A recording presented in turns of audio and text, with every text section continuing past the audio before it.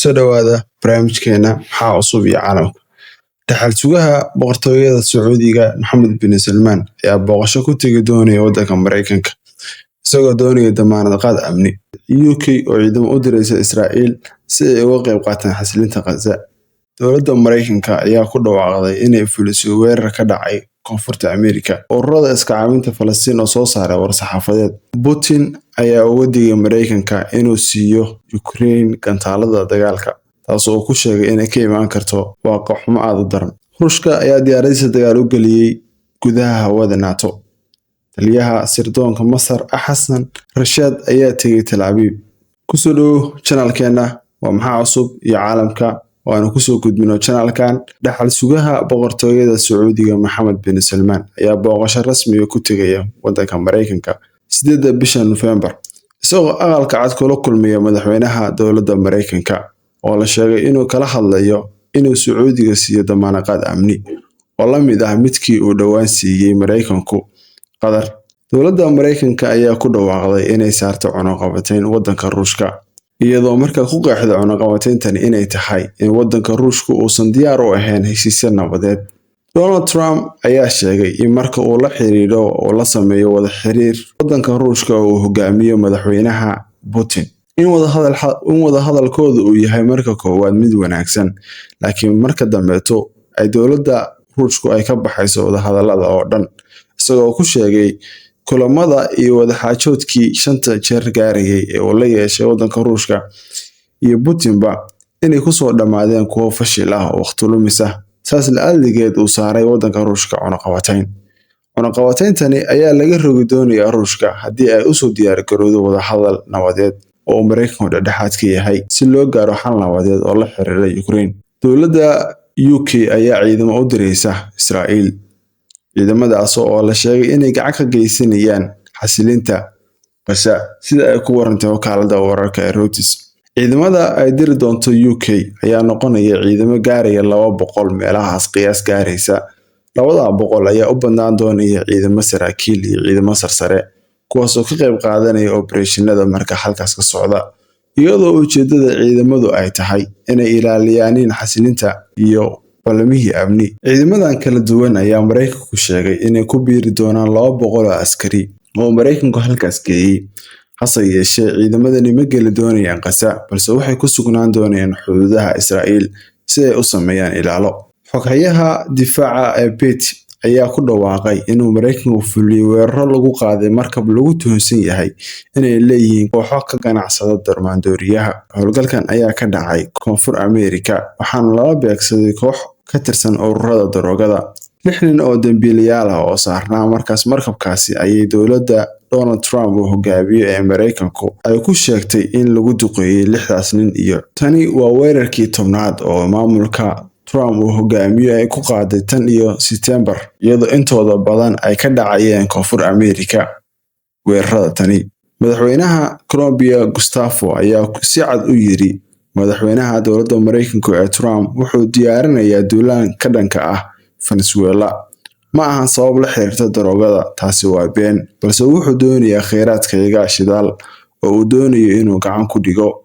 Mana jirto sababo uu la dagaalamayo kooxo daraagis, balse ujeedadu ayuu ku sheegay inay tahay doonista kheyraadkooda.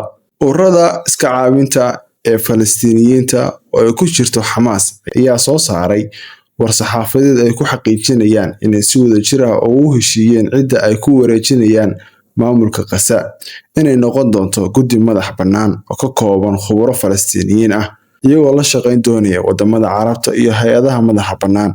Kadib wada hadallo ay ku yeesheen magaalada Qaahira, madaxweyne Putin ayaa uga digay Mareykanka inuu Ukraine ku wareejiyo gantaalada ridada dheer, wuxuuna sheegay haddii dhulka Ruushka gantaaladaas lagu weeraro inuu Ruushku markaa jawaabtiisu ay noqon doonto mid aad u khatar badan oo wax badan waxyeeleysa.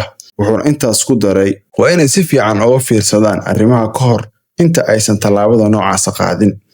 Ruushka ayay diyaaradihiisu gudaha u galeen hawada NATO.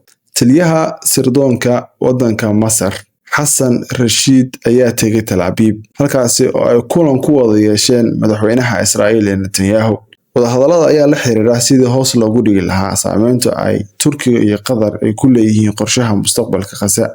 Israa'iil iyo Masar waxay leeyihiin mowqif midaysan oo la xiriira inuusan Turkigu ciidamo keenin Gaza, saameyntiisana hoos loo dhigo iyo awoodiisa saameyneed. Dowladda Turkiga ayaa ah dowladda ka qayb qaadatay inay Falastiiniyiintu ay yeelaan heshiis nabadeed. Dowladda Turkiga ayay noqonaysaa iyadu haddii markaas ay ka qayb gasho dib u dhiska Gaza inay ka qayb qaadato iyadu kaabayaasha horumarineed. Aysan u tegi doonin ujeedo la xiriira ciidan, laakiin ujeedada ay u tegi doonto Gaza ay tahay inay sameyso dib u dhiska magaalada iyo kaabayaasha dhaqaale.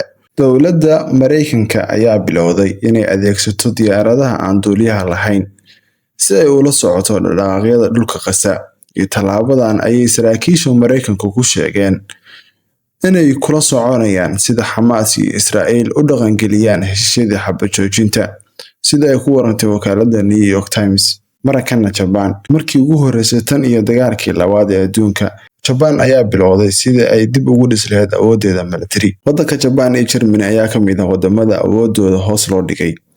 Jarmalka ayaa isaguna bilaabay inuu dib u dhiso awoodiisa military, isagoo ku andacoonaya waaqaca ka jira waddanka iyo sida ay xaaladuhu isu bedeleen hadeer, maadaama aan laga fursanaynin dib u dhiska ciidanka iyo ciidamo awood leh oo military. Waa tahay markana Pakistan. Tel Aviv ayaa dib u kicinaysa xiisadaha kala dhexeeya Pakistan kadib markii hogaamiyaha sare ee Afghanistan uu bixiyay amar ah in la dhiso biyo-xireen ku yaala webiga Kunar, kaasoo ay ku tiirsan yihiin beeraleyda Pakistan. Go'aankani ayaa u muuqda inuu si dhab ah uga careysiinayo waddanka Pakistan, taasoo ah xaalad noqon karta khad cas oo isku keeni karta labada waddan inay isku khilaafaan maadaama ay ku tiirsan yihiin beeraleyda Pakistan webigaasi. Xukuumadda Israa'iil, wasiir ka mid ah oo ah wasiirka maaliyadda ee Bezalel, ayaa jeediyay hadallo warbaahineed isagoo sheegay haddii Sacuudigu uu ku xiriyo xiriirada diblomaasiyadeed ee la yeelanayso Israa'iil in la aqoonsado dowladda Falastiin, inay Sacuudigu ay iska raacdaan xoolahooda